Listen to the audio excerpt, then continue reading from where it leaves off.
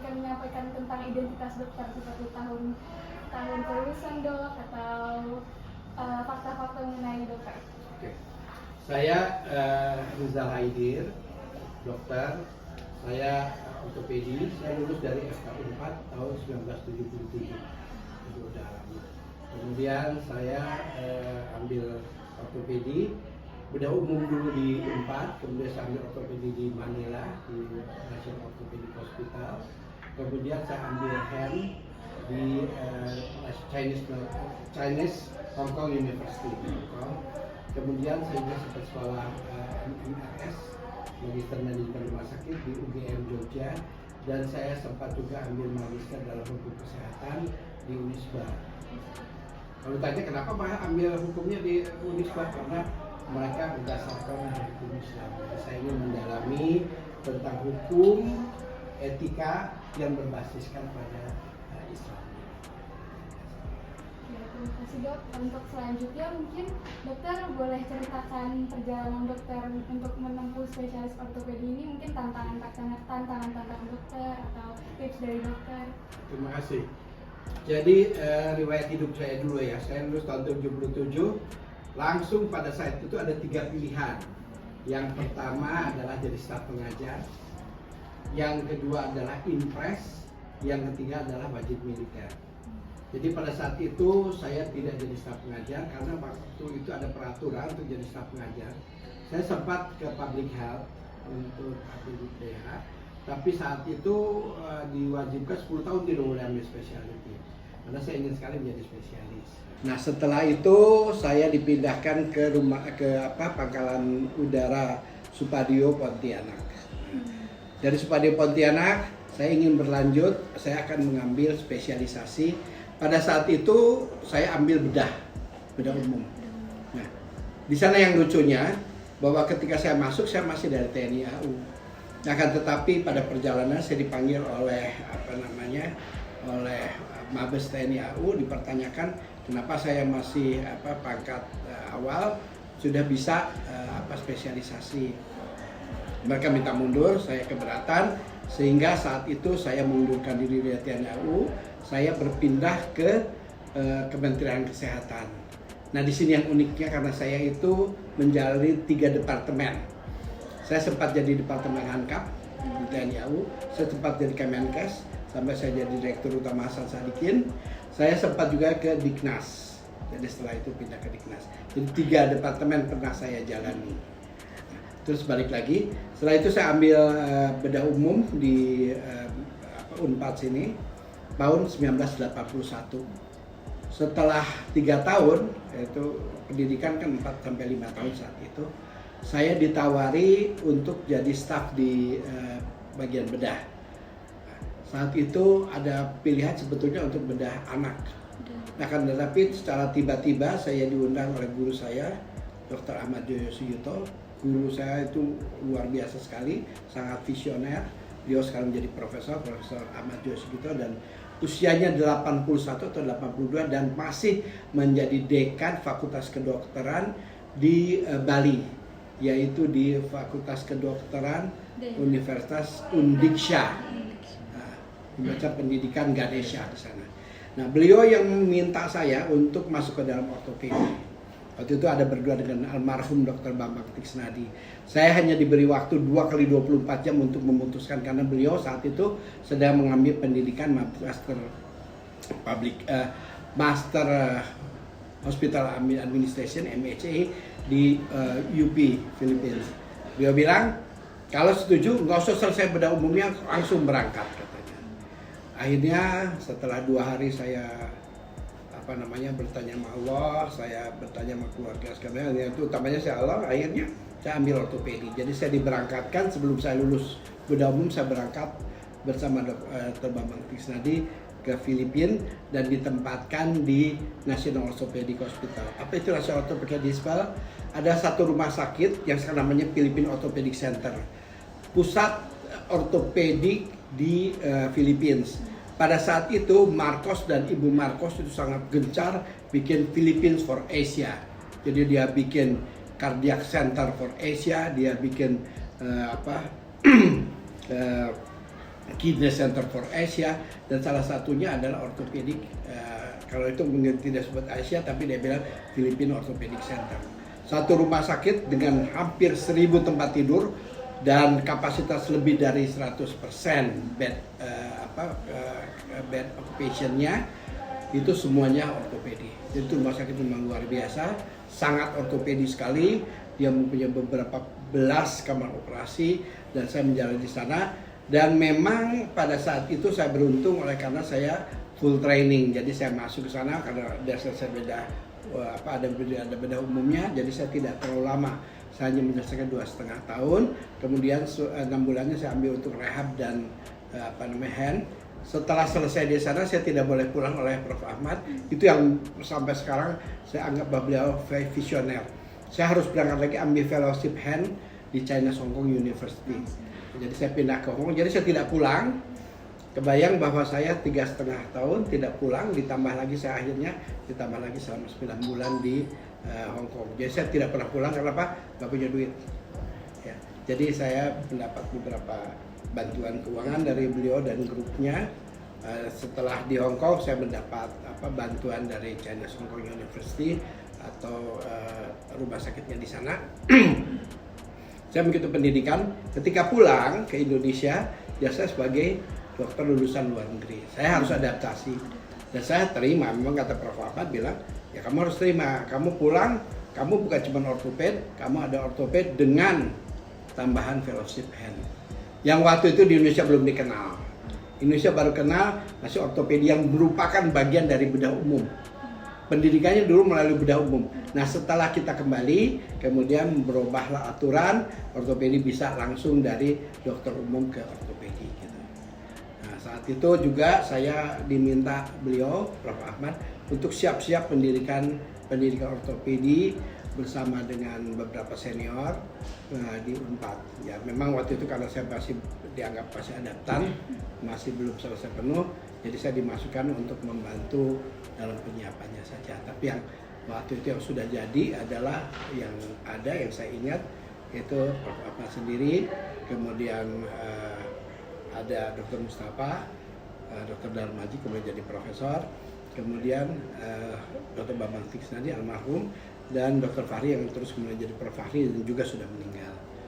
Jadi ada sekian banyak, tinggal saya sama Prof. Ahmad sama Mas Darmaji yang masih ada, yang saksi bahwa kita mendirikan ortopedi di Indonesia ini. Gitu. Itu sejarahnya kenapa saya jadi ortoped. Tentang hand surgery-nya sendiri, kemudian kita menyadari bahwa saya subspecialty atau fellowship dari hand itu belum ada di Indonesia.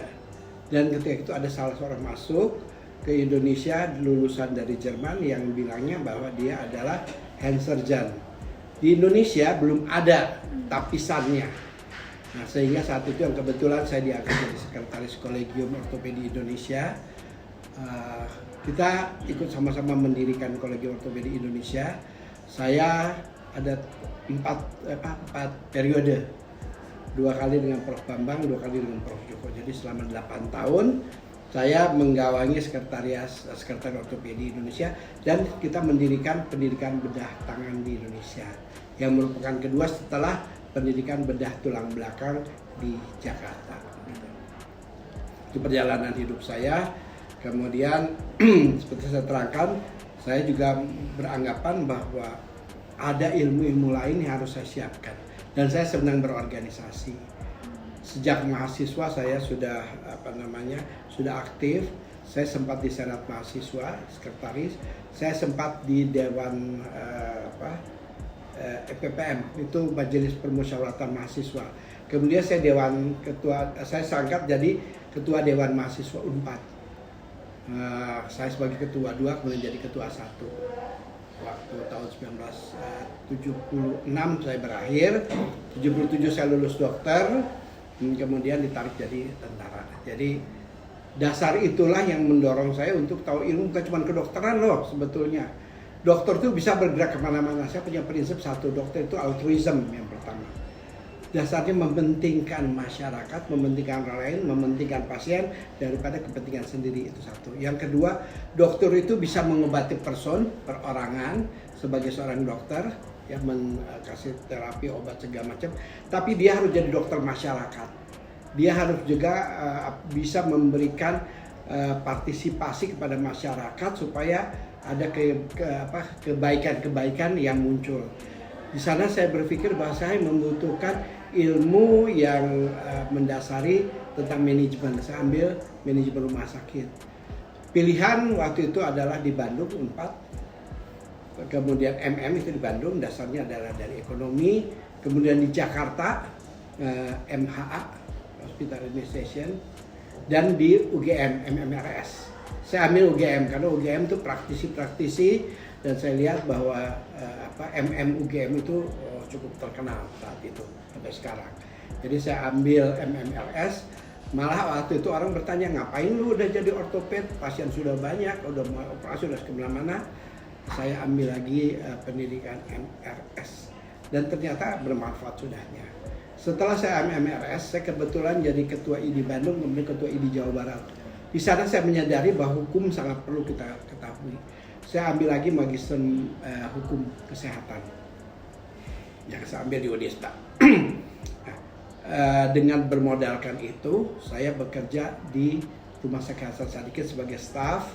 Kemudian saya diangkat jadi sekretaris bagian, kemudian diangkat jadi sekretaris program studi, sampai akhirnya jadi ketua program studi. Dari ketua program studi kemudian berlanjut saya jadi ketua hukum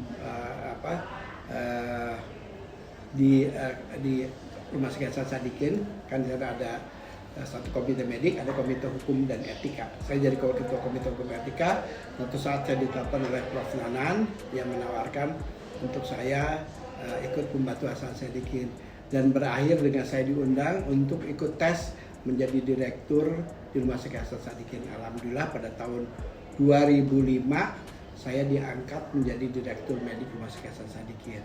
Nah, itu berjalan terus sampai suatu saat prosesi selesai masa jabatannya, dan saya diusulkan menjadi direktur utama Rumah Sakit Hasan Sadikin. Memang saya tidak terlalu lama, akan tetapi itu merupakan satu hal yang untuk saya pengalaman pribadi, dan yang paling penting saya telah berbuat sesuatu untuk masyarakat. Dalam hal ini adalah Rumah Sakit Hasan Sadikin. Nah, dari sana kemudian karena saya pindah ke Diknas, ya, kemudian itu dasarnya sebetulnya awalnya karena pensiun pegawai negeri itu dulu untuk Kemenkes itu 60 tahun, sedangkan Diknas 65. Ya, akhirnya kita golkan melalui ID, berhasil bahwa semua staf pengajar itu bisa 65. Tapi saya sudah kadung pindah ke Diknas. Saya pindah setelah selesai pensiun dari Rumah Sakit Sadikin, saya pindah ke Rumah Sakit Pendidikan di Eijkman itu, Rumah Sakit Pendidikan Unpad yang ada di Eijkman. Saya sempat megang sana selama beberapa tahun bersama Dr. Erik, ex-dekan. Nah, dari sana kemudian ya setelah selesai, saya berpikir satu saat saya tidak mau jadi tukang beca. Dokter itu tukang beca.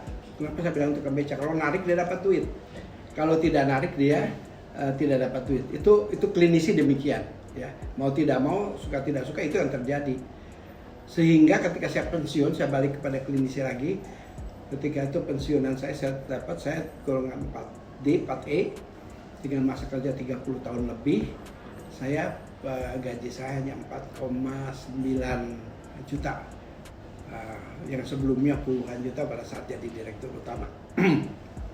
Terkaget-kaget. Saya tidak ingin istri saya jadi janda miskin. Saya tidak ingin saya ketika sudah tua mengemis-kemis pekerjaan. Saya tidak ingin pada masa tua saya hanya bisa mengenal, wah dulu mah saya banyak pasien segala. Saya tidak ingin itu. Saya ingin ada satu passive income. Inilah yang saya bikin. Saya bikin ya, itu memang dengan pengalaman yang lalu di Halmahera saya bikin sama-sama Prof. Ahmad. Saya bersama Dr. Susan bikin rumah sakit ini. Bersama dengan 18 dokter lagi, kita bersama-sama bergabung untuk mendirikan rumah sakit yang bisa menjamin saya ketika saya nanti masa tua nanti. Jadi ketika saya tidak usah praktek lagi, saya akan mendapatkan pasien income. Itu yang selalu saya ajarkan sama anak-anak didik saya. Jangan pernah berpikir bahwa dokter itu segalanya. Jangan pernah berpikir bahwa dengan praktek kita bisa mendapatkan segalanya. Tidak, karena altruisme akan membatasi. Dan yang kedua, karena kita itu sangat tergantung kepada pasien yang datang, pasien yang dikirim, pasien yang percaya kepada kita.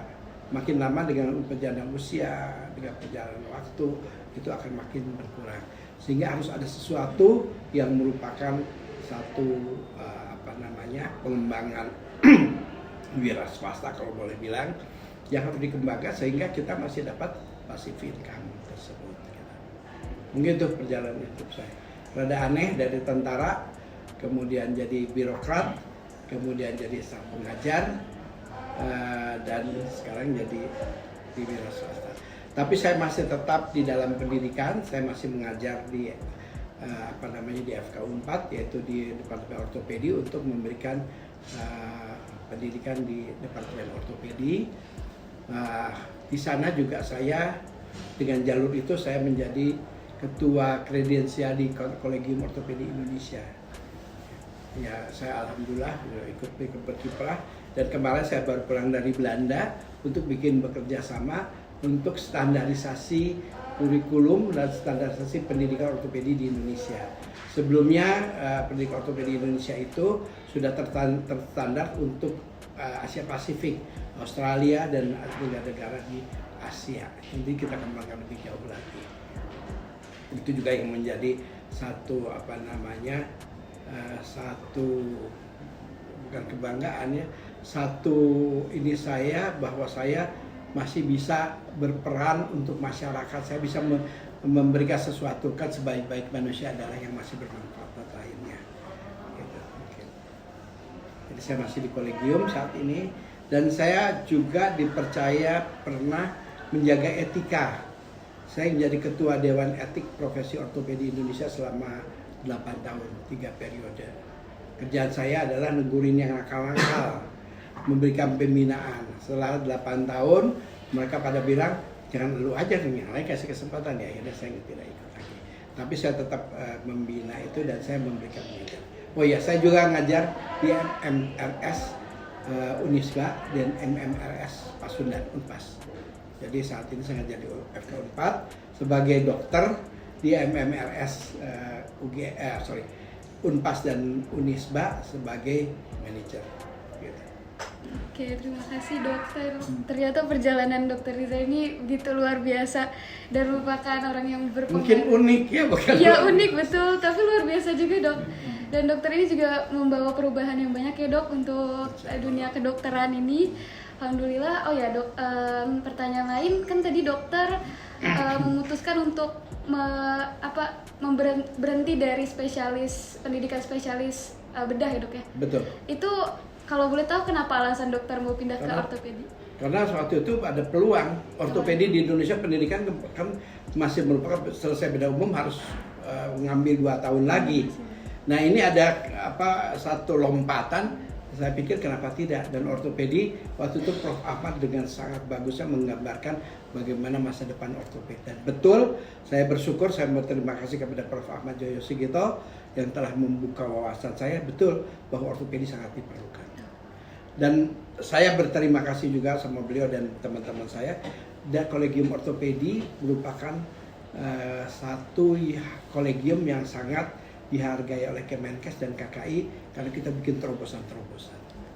Dan saya senang karena saya ikut di dalamnya. Ya, dokter, karena dokter tadi kayaknya dokter menjelaskan dokter dosen di 3 universitas ya dok ya. Betul. Terus ditambah lagi praktek ya dok. Itu kalau boleh tahu bagaimana keseharian dokter setiap harinya membagi waktunya? Ya, itulah yang menyebabkan saya tidak pikun. Satu, yang kedua saya tetap segar. Kalau ketemu mahasiswa kan kita harus membaca terus, kita harus tampilan harus bagus ya. Tidak bilang harus mewah, tapi harus bagus, karena anak murid kalau lihat gurunya kayak kuyung apa gitu kan nggak lucu gitu ya, dan wibawanya akan berkurang. Kemudian kalau kita tidak membaca terus menghadapi murid itu akan sangat sulit. Lebih-lebih sekarang ketika murid-murid itu sudah demikian terbukanya terutama yang pinter-pinter dan yang rajin itu rajin sekali mereka baca jurnal terbaru segala macam. Kalau kita tidak mengikutinya, kita ketinggalan dan kita akan terpermalukan. Itu yang mendorong saya untuk terus belajar. Dan tolong diingat pada anda-anda calon-calon dokter ini, dokter is a student till death. Dokter ada pelajar sampai dia mati. Dia harus belajar dan belajar dan belajar. Karena ilmu itu sangat berkembang. Bisa saya kasih contoh. Ini saya jadi ngomongnya banyak. Ortopedi itu ketika saya lulus tahun 77 alat-alatnya masih sederhana. Hanya plat dibolong-bolongin, pasang skrup ke sana. Sekarang skrup plat itu sekarang sangat bervariasi. Ada yang bisa bergeser sendiri supaya ada compression di bawahnya. Malah sekarang pada locking. Locking itu artinya bahwa dia asalnya cuma megang satu-satu, ini enggak secara keseluruhan. Seperti halnya adalah konstruksi jembatan yang cakar ayam.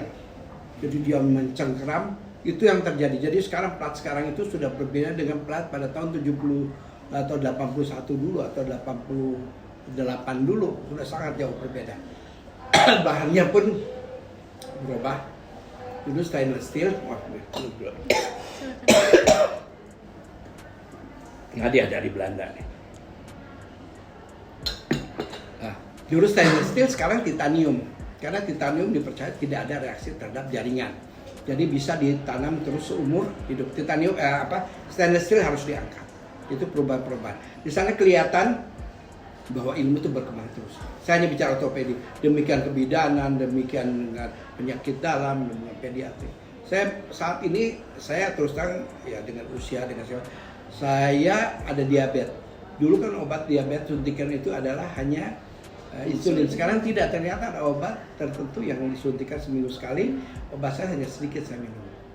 Terima kasih kepada dokter dalam saya yang sudah memberikan yang paling mutakhir pengobatan diabetes. Jadi berkembang terus. Artinya bahwa Anda ketika ambil jadi dokter, satu, Anda harus siap untuk altruism. Anda tidak boleh menjadi orang yang egois. Kalau dokter egois, kebayang seperti apa nantinya masyarakat Indonesia dirugikan. Kedua, Anda harus jadi seorang yang terus mau maju. Tidak bisa diam terus. Kalau Anda diam, orang lain maju, jadi artinya Anda mundur. Dan yang ketiga, Anda harus selalu memperhatikan bahwa Anda bermanfaat bukan hanya kepada pasien tapi kepada masyarakat. Terima kasih dok. Jadi keren banget prinsip dari dokter Rizal ya. Ada tambahan lagi nggak dok motivasi untuk kami dalam menempuh pendidikan, karena kami masih di tahap S1 nih dok, supaya kami terus termotivasi untuk menjadi lebih baik dok dan bermanfaat tentunya untuk masyarakat Indonesia. Okay. Satu yang dipegang adalah etik moral. Kenapa etik moral sangat penting? Karena ini pegangan kita. Kalau seorang dokter ya dikasih kesempatan dan dia tidak punya etik moral yang baik, kebayang nggak dia buka-buka baju orang, dia membelah-belah orang tanpa dihukum? Pastinya harus ada sesuatu yang mengikat dia dong. Pastinya harus ada sesuatu yang meyakinkan masyarakat bahwa ini aman, tidak membahayakan, dan tidak merupakan satu hal yang abuse, berlebih-lebihan. Dan itu hanya bisa dipegang etika dan moral. Apa yang disebut etik dan moral? Etik adalah satu perjanjian yang dibikin pada peer group untuk menentukan mana yang baik dan mana yang buruk.